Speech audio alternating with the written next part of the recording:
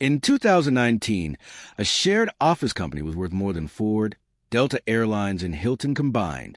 By 2023, it was bankrupt.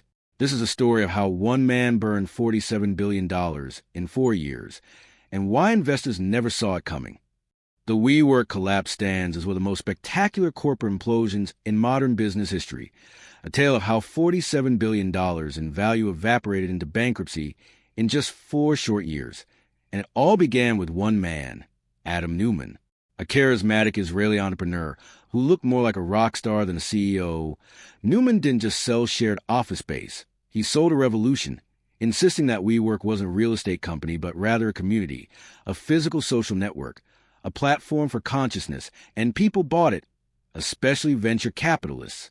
SoftBank's Masayoshi Son, the Japanese billionaire known for making big bets, fell hardest for Neumann's spell, investing $4.4 billion in 2017, and then another $3 billion in 2019, reportedly telling Neumann, after a 12-minute meeting, that in a fight, he was crazy, but he loved that. WeWork expanded like wildfire across 528 locations in 111 cities.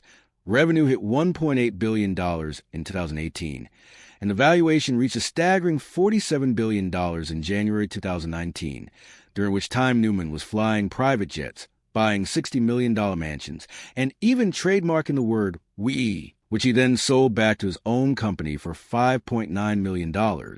Then came the S.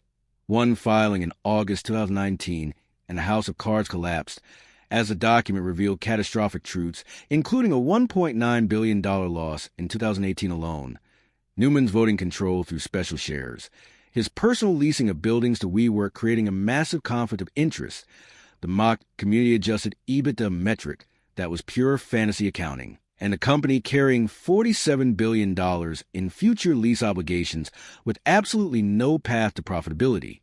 Investors revolted, the IPO was pulled, and valuation crashed to $8 billion overnight, leading to Neumann being forced out as CEO in September 2019, while SoftBank paid him $1.7 billion to leave even as thousands of employees face layoffs. The COVID-19 pandemic delivered the final blow with empty offices and broken leases, and although WeWork went public in 2021 through a SPAC at $9 billion, it was already a shadow of its former glory before suffering a $2.3 billion loss in 2022, watching its stock plummet 99% from the SPAC price, and ultimately filing for Chapter 11 bankruptcy on November 6, 2023, completing the journey from $47 billion to bankruptcy in exactly 4 years. This disaster happened because of the cult of personality surrounding Neumann, whose charisma blinded investors to fundamentals while he claimed WeWork would elevate the world's consciousness, even as he burned cash on tequila-fueled parties.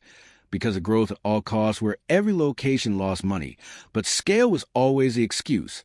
Because of governance nightmare where Neumann controlled the board, named his wife as chief brand officer, and made decisions like buying a $60 million private jet with company money. Because of SoftBank's FOMO, where Masayoshi Son's vision fund kept pouring money in, desperate for a winner to justify its $100 billion fund, with each round inflating the bubble further. And because of the tech lie, where WeWork was actually just a real estate company with 15-year leases and month-to-month tenants, but calling it tech justified a tech valuation despite having no software moat, no network effects, and no margins. In the aftermath, Neumann walked away a billionaire. Employees lost their jobs and saw their stock options become worthless. SoftBank lost $14 billion. And WeWork emerged from bankruptcy in 2024 as a shell of its former self, now focused on actual profitability rather than consciousness.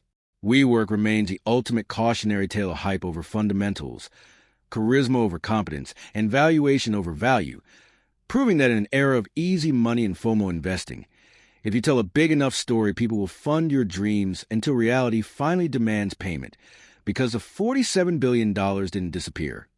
It was never really there to begin with.